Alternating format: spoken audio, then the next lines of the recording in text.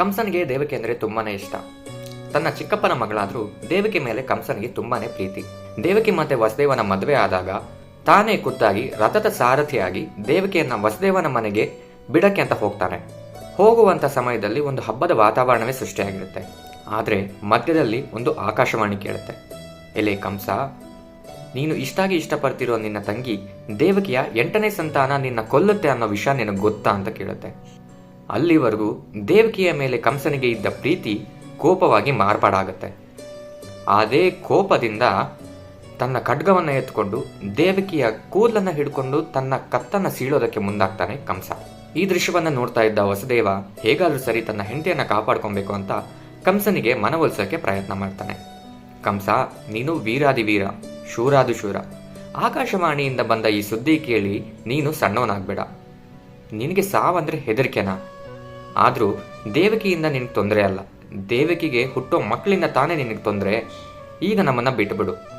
ಮುಂದೆ ನನಗೂ ದೇವಕಿಗೆ ಹುಟ್ಟೋ ಮಕ್ಕಳನ್ನ ನಾನು ನಿನಗೆ ತಂದುಕೊಡ್ತೀನಿ, ಅವರನ್ನ ನೀನು ಏನ್ ಬೇಕಾದ್ರೂ ಮಾಡ್ಕೊ ಅಂತ ಹೇಳಿ ಕಂಸನ ಮನವೊಲಿಸ್ತಾನೆ ವಸುದೇವ. ಸರಿ, ವಸುದೇವ ಹೇಳಿದ ಮಾತಿಗೆ ಬೆಲೆ ಕೊಡ್ತಾನೆ ಅಂತ ಅವರಿಬ್ಬರನ್ನ ಬಿಟ್ಟು ಬಿಡ್ತಾನೆ. ಕೆಲವು ದಿನಗಳಾದ್ಮೇಲೆ ದೇವಕಿ ಮತ್ತೆ ವಸುದೇವನಿಗೆ ಮೊದಲನೇ ಗಂಡು ಮಗು ಆಗುತ್ತೆ. ಹೇಳಿದ ಮಾತಿಗೆ ತಕ್ಕ ಹಾಗೆ ವಸುದೇವ ಆ ಗಂಡು ಮಗುವನ್ನ ಕಂಸನ ಬಳಿಗೆ ತಗೊಂಡ್ಬಂದು, ತಗೋ, ಈ ಮಗುನ ನೀನು ಏನ್ ಬೇಕಾದ್ರೂ ಮಾಡ್ಕೊ ಅಂತ ಹೇಳ್ತಾನೆ. ಕೊಟ್ಟ ಮಾತನ್ನ ನೆರವೇರಿಸಿದಂತ ವಸುದೇವನ ಮೇಲೆ ಕಂಸನಿಗೆ ಅನುಕಂಪ ಹುಟ್ಟುತ್ತೆ. ವಸುದೇವ, ಈ ಗಂಡು ಮಗುವನ್ನ ನೀನೇ ಕರ್ಕೊಂಡು ಹೋಗು.